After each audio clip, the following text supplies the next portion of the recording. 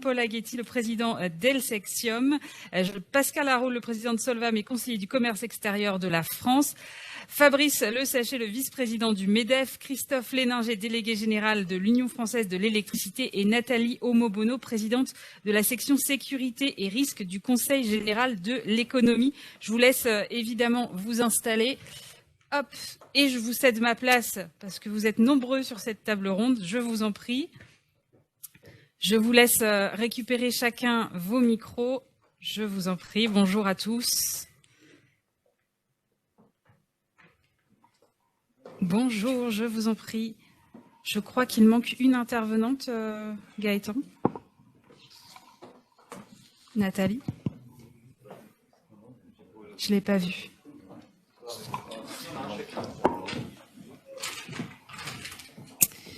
Donc une nouvelle table ronde qui sera la dernière donc, de cette matinée. Je crois qu'il me manque encore une intervenante qui devrait pas tarder à arriver, j'espère. Bon, c'est pas grave, on va commencer sans elle. Donc table ronde numéro 3. Sécuriser nos approvisionnements, matières premières et énergie, comment maîtriser notre chaîne d'approvisionnement dans un monde qui se referme, on en a parlé juste avant.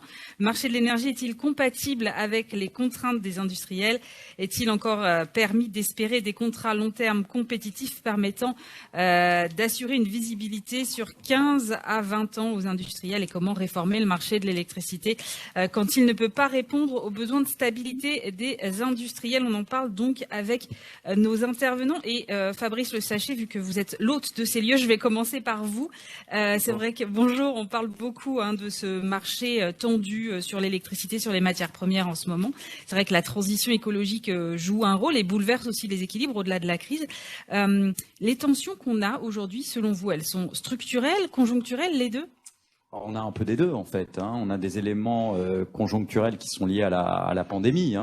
Ce qui s'est passé pendant la pandémie, c'est qu'on a eu une augmentation très significative de la consommation de biens, un peu moins de services, on voyageait moins, on allait moins au restaurant, on se déplaçait moins et donc on consommait. D'ailleurs, on l'a vu dans des activités et des secteurs qui ont très bien performé en 2020 lorsqu'il y a eu les périodes de confinement. Je pense par exemple aux activités de bricolage, d'électroménager. On a tous vu qu'il y avait notamment dans le e-commerce une augmentation très significative de la demande pour ces produits, avec d'ailleurs un impact sur le prix du transport maritime. 90% du commerce mondial, c'est le transport maritime, avec une congestion des ports, un prix des containers qui est monté à quasiment, je crois, $20 000 à un moment donné, avec des difficultés majeures, des complications pour les exportateurs, pour les importateurs, problématiques sur les chaînes d'approvisionnement qui étaient liées aussi à des difficultés peut-être de transporter certains biens sur certaines routes.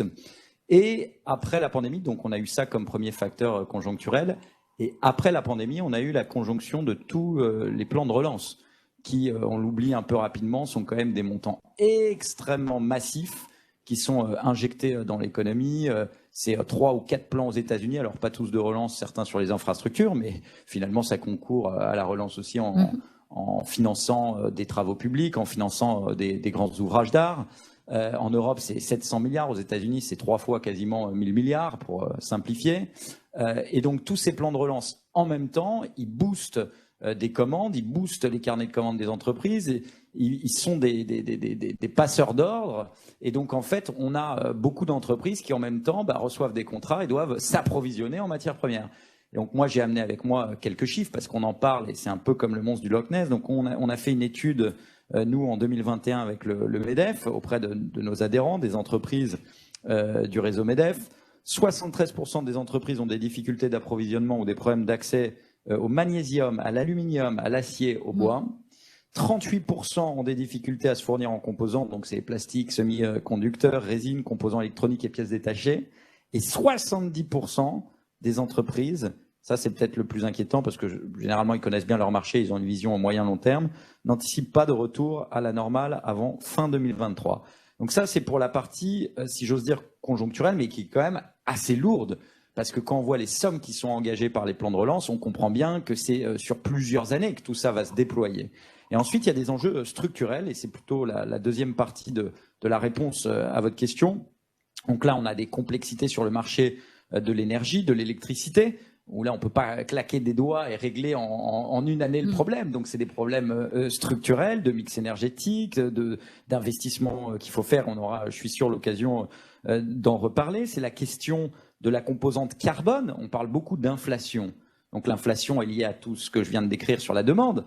Mais l'inflation, on a du mal à isoler dans la composante de l'inflation qui pourrait redescendre et l'inflation qui est permanente du fait du prix du CO2 qui va nécessairement tendre parce que c'est une matière rare et parce qu'on n'est pas dans les objectifs de neutralité carbone à 2050. Pour le moment, on n'est pas sur la bonne trajectoire. Donc on sait qu'il va y avoir tout le temps du resserrement avec de la réglementation sur ces sujets et que tout le monde, peu ou prou, directement ou indirectement, le paye, le CO2. Donc là, on a une difficulté à la fois pour comprendre l'exposition au risque des entreprises parce qu'il faut isoler la composante carbone, donc il faut faire à chaque fois des bilans carbone, mais dans le monde, on n'a pas la même comptabilité carbone. Donc, c'est très difficile de savoir ce qui va se passer. Et deuxièmement, il y a une forme, je dirais pas du tout de protectionnisme, mais en tout cas, il y a une volonté de certaines régions du monde tout à fait compréhensible de se doter de réglementations plus ambitieuses sur la décarbonation et donc de protéger d'une certaine façon, ou plutôt de soumettre, c'est pas protéger, c'est de soumettre les importations aux mêmes conditions de concurrence finalement et de réglementation. Et donc ça, c'est des enjeux qui me semblent être plus structurels et qui doivent être traités par des politiques un peu différentes que les enjeux conjoncturels. Christophe, sur l'électricité qui a été rapidement évoquée par Fabrice, pourquoi on en est à ce point tel aujourd'hui?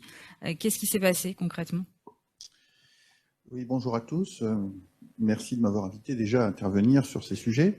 Alors pourquoi on en est là? On en est là parce que déjà c'est pas un problème nouveau, c'est un problème qu'on connaît depuis l'ouverture des marchés à la concurrence, et le problème est lié au fait que le prix de l'électricité reflète, et c'est bien connu maintenant, le moyen de production, le dernier moyen de production appelé à l'échelle européenne ou parfois à l'échelle même française quand il y a des tensions sur les interconnexions, et que ce dernier moyen est un moyen thermique.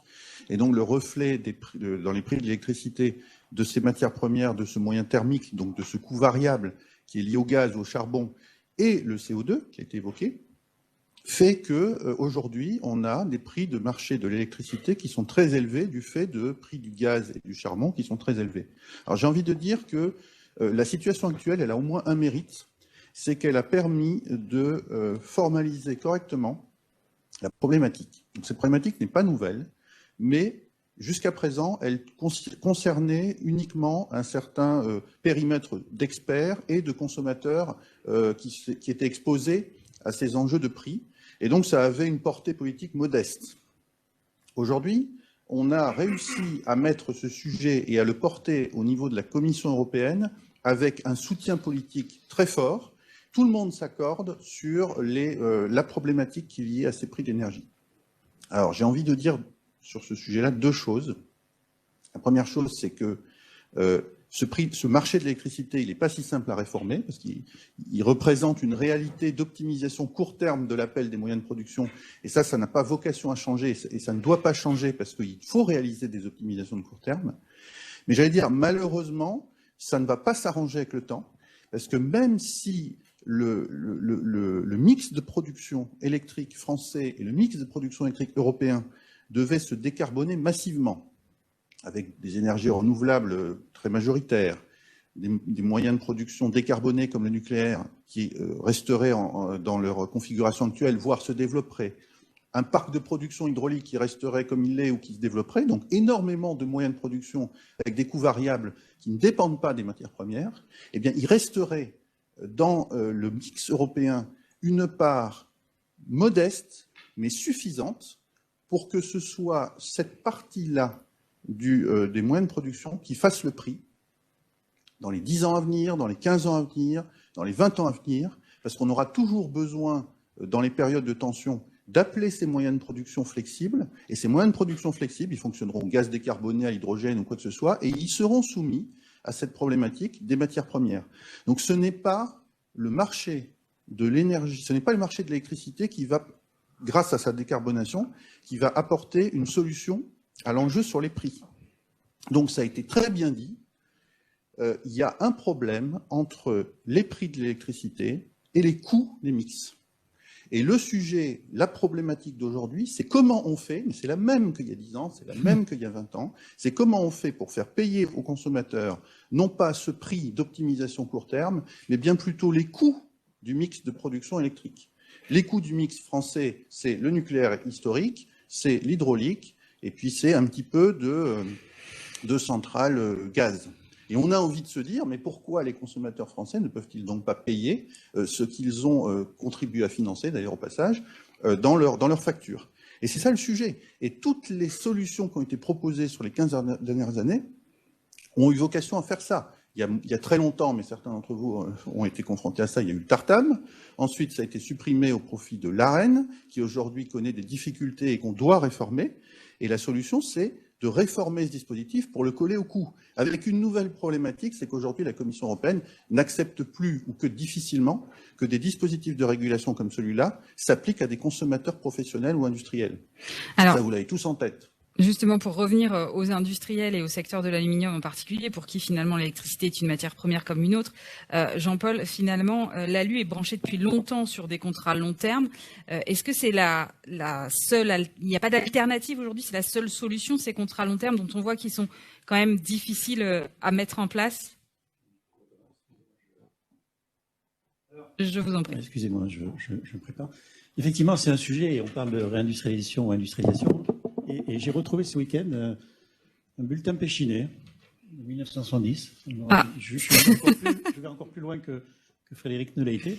Alors moi, j'ai deux particularités, effectivement. Je suis dans l'énergie depuis 33 ans et je suis né Péchinet avec mes parents et mes grands-parents. Et dans ce bulletin de 1970, il est écrit... Excusez-moi, je n'ai pas pris mes lunettes. Bon. Vous voulez que je vous le lise? Je peux le lire pour vous si vous voulez. Non, mais rassurez-vous, j'y arrive. C'est ça de la vieillesse. Hein. C'est bien d'avoir l'expérience, mais ici, il faut me temps pour réagir. Quoi. Toutes mes excuses. À Péchinet, plusieurs usines françaises augmentent leur capacité de production. À la fin de juin 1969, à la suite d'une ratification définitive de l'accord entre la compagnie Péchinet et Électricité de France sur la fourniture de courant, à l'époque on ne parlait pas d'énergie, on parlait de courant. Bon.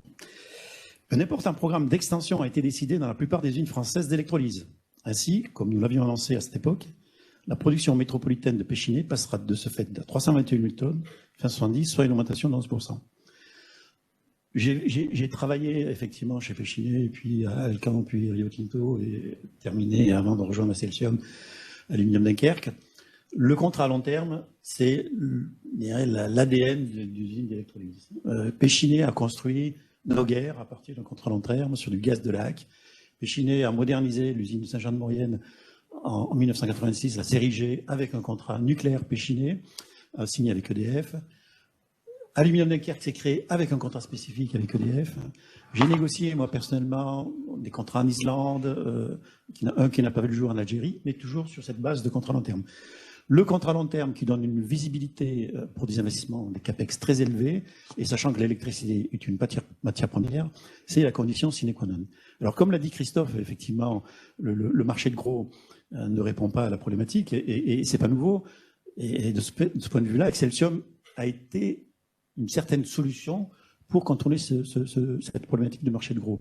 Parce qu'en 2004, lorsqu'on a eu un rapport de l'Inspection générale des finances et du Conseil général des mines sur la demande des consommateurs industriels, le constat était identique. Alors, le prix était à 35 €, mais c'était la même problématique. Ça a donné lieu à une table ronde, en l'occurrence en 2005, avec Hervé Guémard, qui était alors ministre de l'économie. Table ronde que nous avons eue le 19 octobre dernier avec les ministres Pompili et Agnès Pannier-Runacher. Absolument. Donc cette table ronde a donné donné naissance au consortium Excelsium que je préside, qui, peu ou prou, s'apparente à un investissement dans un moyen de production décarboné, en l'occurrence nucléaire, qui a été lancé effectivement en 2010. La problématique qui s'est posée et qui se pose toujours, c'est qu'aujourd'hui en France, c'est EDF qui a tous les moyens de production les plus compétitifs et économiques, et que vis-à-vis de Bruxelles, et excusez-moi d'apporter ma contribution négative à la Commission européenne, un marché long terme, enfin un contrat long terme avec l'opérateur dominant est vu comme une fermeture de marché. Et donc on a eu les pires difficultés, et c'est ça le point fondamental, à signer des contrats de long terme, alors qu'en Islande, en Norvège ou dans tout autre pays, c'est possible. Et donc la problématique qui se pose à nous, et si on veut réindustrialiser ou même maintenir notre activité en France, pour l'aluminium, pour l'acier, et d'autant plus si on veut électrifier et décarboner, on va être obligé, comme l'a dit justement Christophe, d'avoir un nouveau paradigme et donc de pouvoir signer des contrats long terme. Alors Excelsium, qui est effectivement un consortium de consommateurs électro-intensifs, est un outil. Alors effectivement, on peut le dupliquer, on peut l'améliorer, on peut le simplifier. Et comme j'ai dit aux deux ministres, voilà, vous avez ça sur la table, il ne tient qu'à vous, décision politique, à le dupliquer. Sur les approvisionnements en matières premières, justement, Nathalie, vous qui nous avez rejoint à l'instant, vous avez rédigé un rapport en 2018. Quelles étaient vos recommandations à l'époque? Puisque la problématique, on le voit, n'est pas nouvelle finalement. Ce rapport, qui avait été commandé par le ministre de l'économie, faisait suite à la crise de l'alumine. Ce n'était pas la première des crises qu'avait connue l'industrie, évidemment, puisqu'il y en avait eu plusieurs auparavant. Si on met de côté les chocs pétroliers, puisque c'est un peu autre chose, on peut penser à la crise des terres rares de 2011. On peut aussi penser à la crise qu'a connue l'automobile avec l'indisponibilité des platinoïdes en 2007. C'était une crise organisée, si on peut le dire ainsi. Et donc, ce que nous avons constaté quand nous avons mené nos travaux avec le collègue du Conseil général de l'économie avec lequel j'ai écrit ce rapport, c'est que les crises successives n'avaient pas conduit complètement les acteurs à s'emparer de la problématique et notamment qu'ils n'avaient pas mis en place d'actions coordonnées. Ces travaux nous avaient donné l'occasion aussi de regarder ce qu'avaient fait les autres grandes puissances économiques et d'en tirer le meilleur parti par des comparaisons internationales. Donc dans ce rapport, on a mis en place des recommandations qui sont regroupées autour de 5 axes. Rassurez-vous, je ne vais pas toutes les détailler, mais ces recommandations, c'est ça qui est important, s'adresser à la fois aux entreprises et aux filières, c'est-à-dire à l'individuel et au collectif, et puis aux décideurs politiques et aux organismes publics.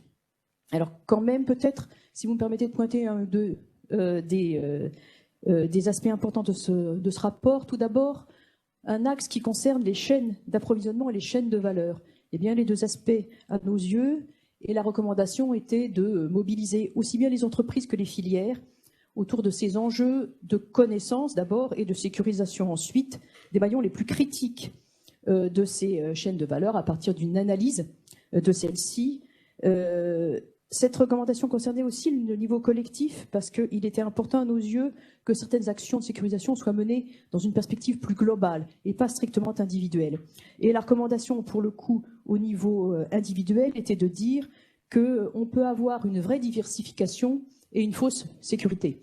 Je donne l'exemple évidemment toujours de l'alumine et de la crise de 2008, où beaucoup d'acteurs aval avaient plusieurs fournisseurs directs, mais il se trouve que ces fournisseurs directs avaient eux-mêmes un fournisseur en amont commun, et donc il y avait un nœud dans les différentes chaînes de valeur, ce qui veut dire que quand ce nœud, ce maillon s'est trouvé défaillant, toute la pyramide s'est trouvée fragilisée. Et je crois que beaucoup d'acteurs ici se souviennent des sueurs assez froides de cette affaire, qui n'était a priori pas tellement prévisible parce que la perspective de sanctions américaines s'attaquant à des intérêts d'oligarques russes qui trouveraient à s'appliquer dans une usine d'alumine en Irlande, ce n'était pas forcément ce qui aurait été immédiatement identifié.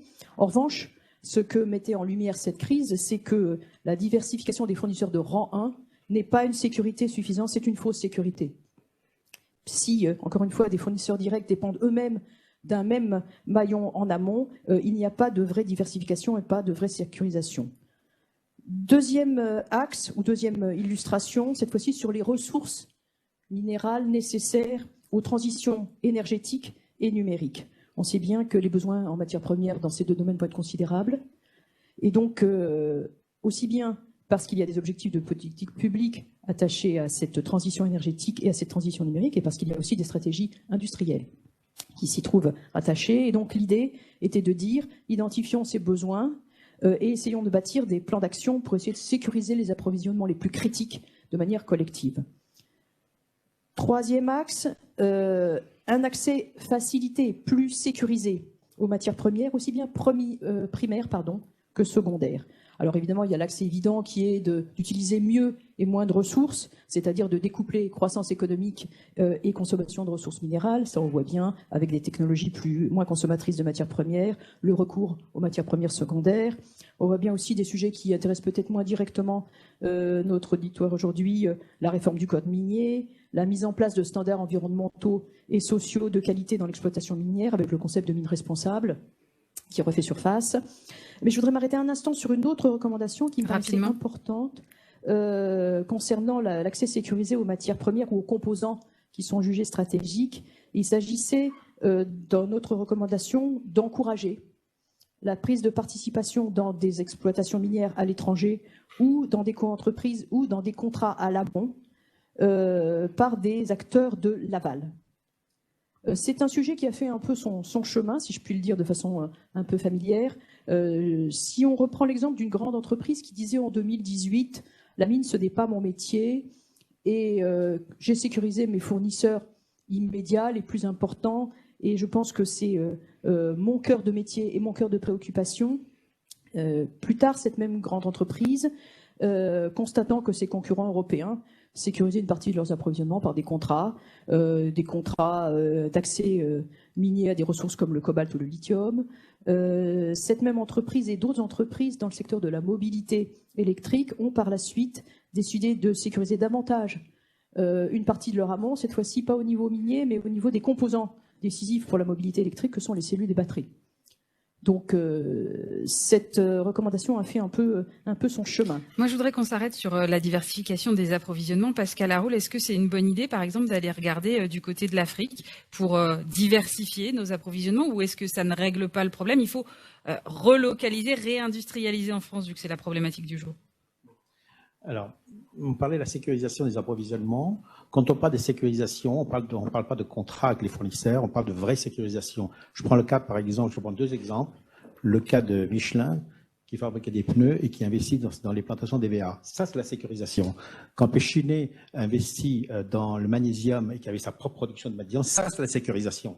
Mais avoir des contrats d'approvisionnement avec des pays ou des entreprises étrangères, ce n'est pas de la sécurisation. Ça, c'est un point de vue personnel.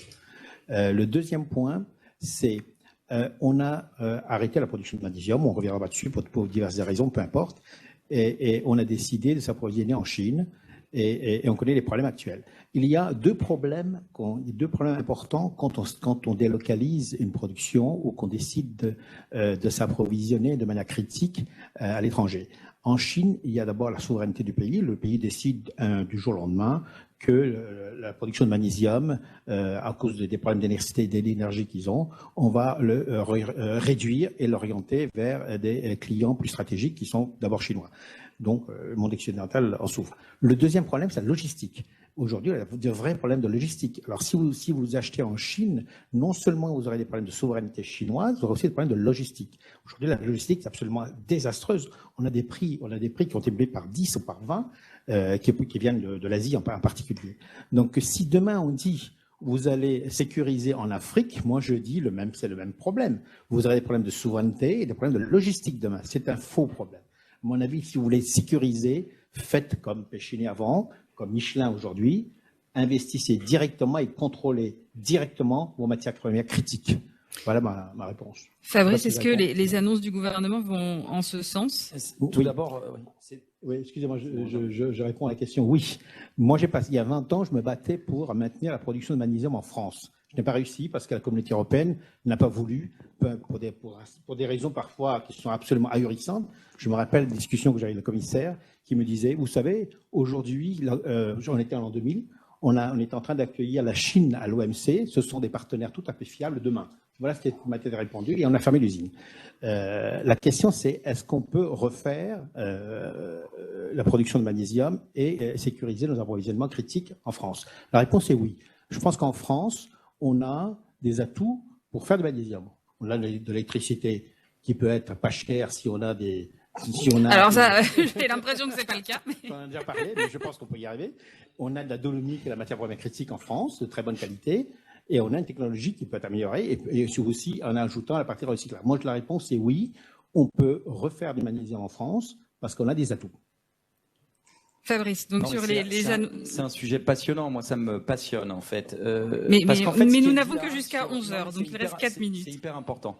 Ce qui est dit là, c'est que pour sécuriser les approvisionnements, finalement, c'est ce que je comprends de ce que vous dites, un contrat ne suffit pas avec une contrepartie à l'étranger. Bon, déjà, il faut un petit peu de granularité parce que ça dépend de quelle contrepartie, quelle est la qualité de contrepartie, est-ce qu'il y a des actifs saisissables ou pas, il y a des techniques de droit dans les contrats. Donc, tous les contrats, c'est pas les mêmes. Donc, il y a quand même une hiérarchie entre les typologies de contrats. Après, ce que vous dites, et vous avez tout à fait raison, il faut sécuriser tes actifs. Ce que Michelin a fait avec SIPH, SAPH en Côte d'Ivoire, par exemple, tout à fait juste. Il y a la main sur un actif, mais là, on peut aussi, si c'est un actif stratégique, c'est un peu ce que vous dites, nationalisé, etc. Et oui, je vous rejoins bien sûr que c'est sur notre sol, quand on en a la capacité. Mais là, on touche du doigt un autre problème, beaucoup plus politique. Est-ce qu'il est possible encore d'avoir des activités extractives en France? Si on s'en tient aux évolutions récentes, on voit que c'est très compliqué. Je ne veux pas rentrer dans des sujets d'actualité polémique, mais Montagne d'Or en Guyane, c'est pas le détail du projet. Impossible, la mine de tungstène en Ariège, ça a été abandonné, je crois, que c'est pas allé au bout. L'exploration, les forages, etc., c'est interdit. Donc, on voit bien que le sens de l'histoire sur le territoire national, outre-mer compris, n'est pas favorable à ça. Et donc là, il y a une bataille idéologique, parce que finalement, c'est quand même dingue. On continue d'importer de l'or. Cet or, il vient bien de mines. Est-ce que ces mines sont mieux disantes que ce qu'on aurait produit de Guyane? Moi, je ne suis pas un spécialiste du secteur aurifère, j'en sais rien. Mais c'est quand même une question, parce que là, on touche du doigt des injonctions contradictoires. On veut être souverain, on veut avoir la maîtrise de ses approvisionnements, mais en même temps, on ne veut pas sur son sol avoir les activités extractives ou productives. Donc ça, c'est un combat idéologique. Pour revenir sur les structurations financières, il y a quand même de l'espoir. On voit bien sur des marchés, même si c'est toujours difficile, agricoles, qu'on peut avoir des accords. On le voit bien en d'autres matières fiscales. Là, on pensait que c'était impossible. On a bien un accord mondial sur un impôt minimum sur les sociétés.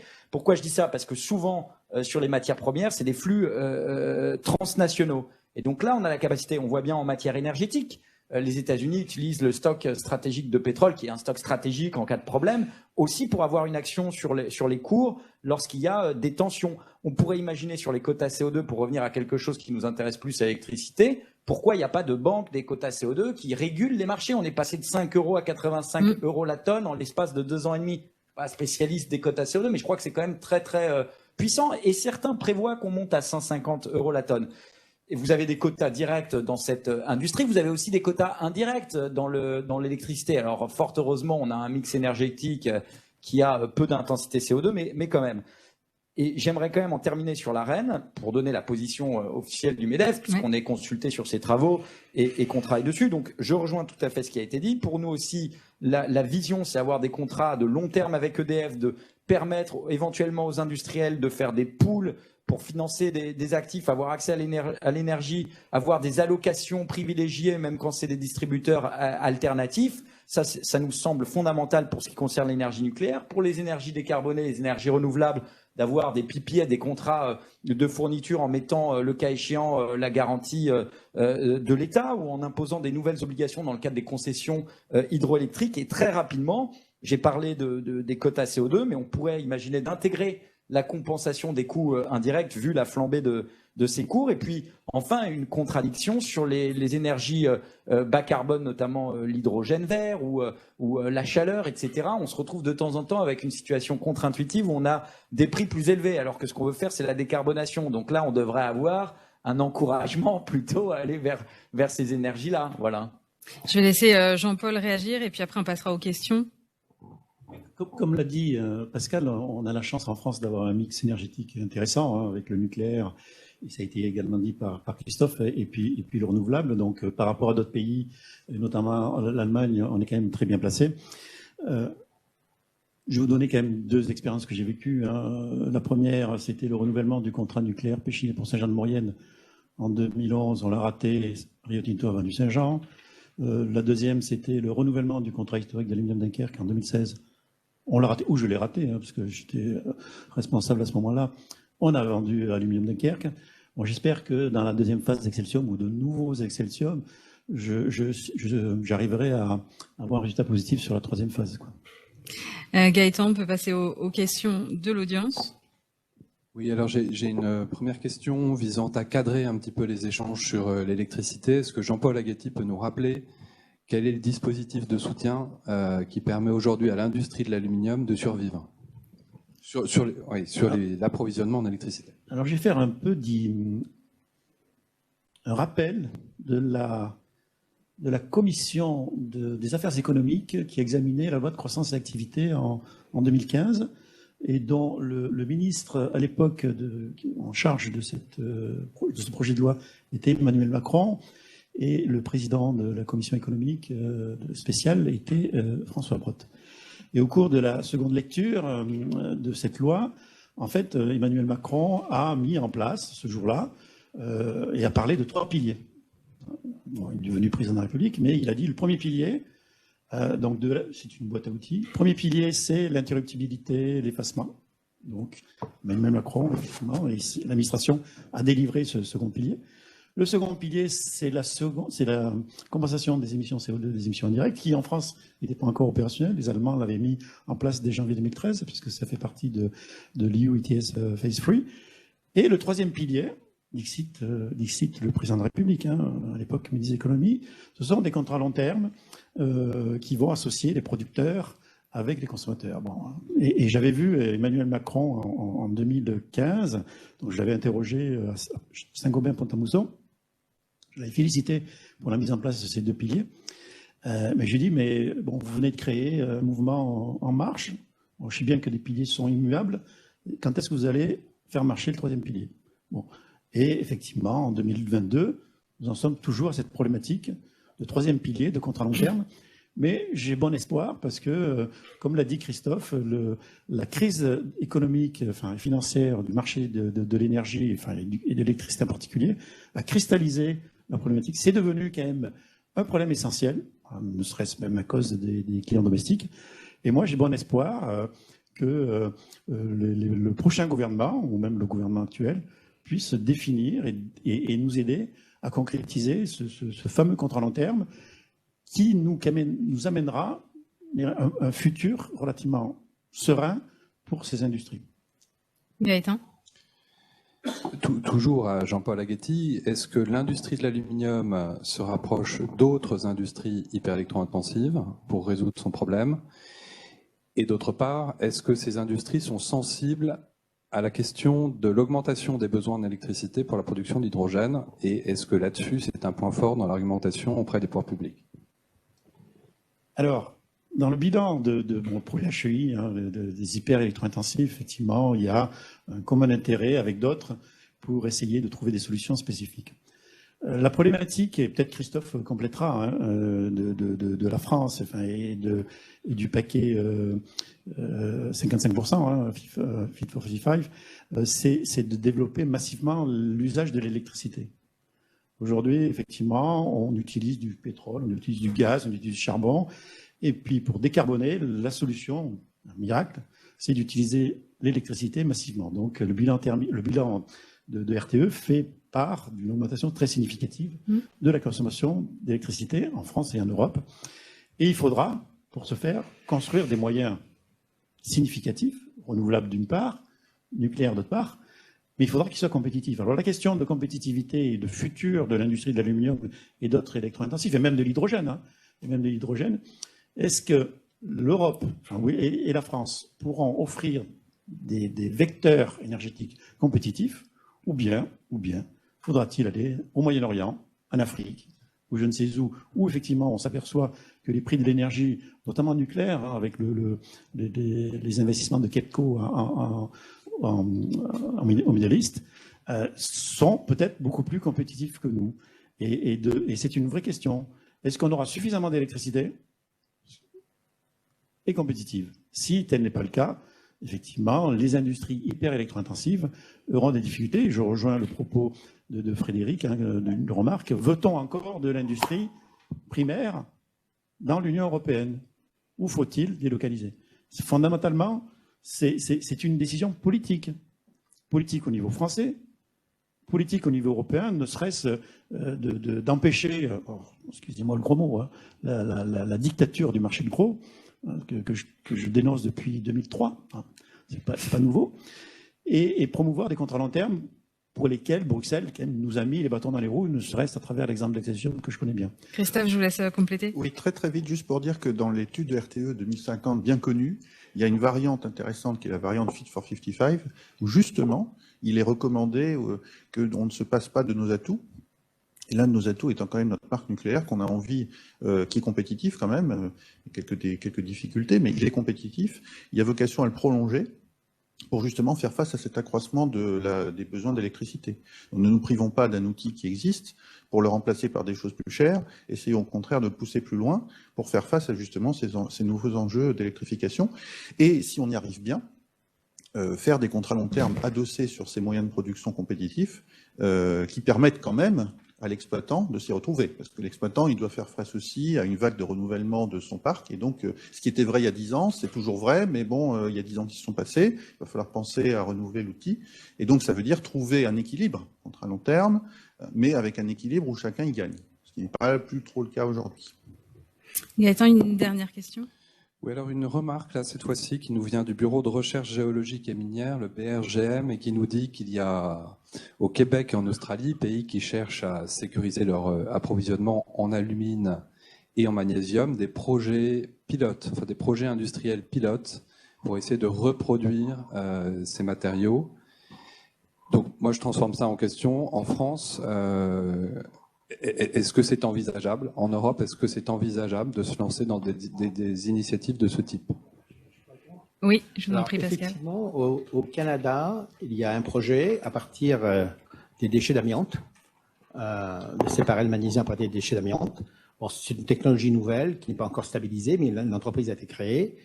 Il y a un deuxième projet en Australie à partir des cendres volantes. Donc, c'est un déchet de cendres volantes.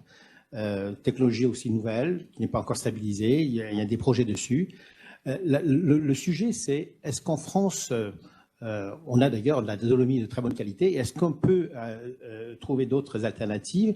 La réponse est mitigée, parce que la deuxième alternative, c'est de recycler les déchets des fonderies sous pression qui produisent des pièces moulées.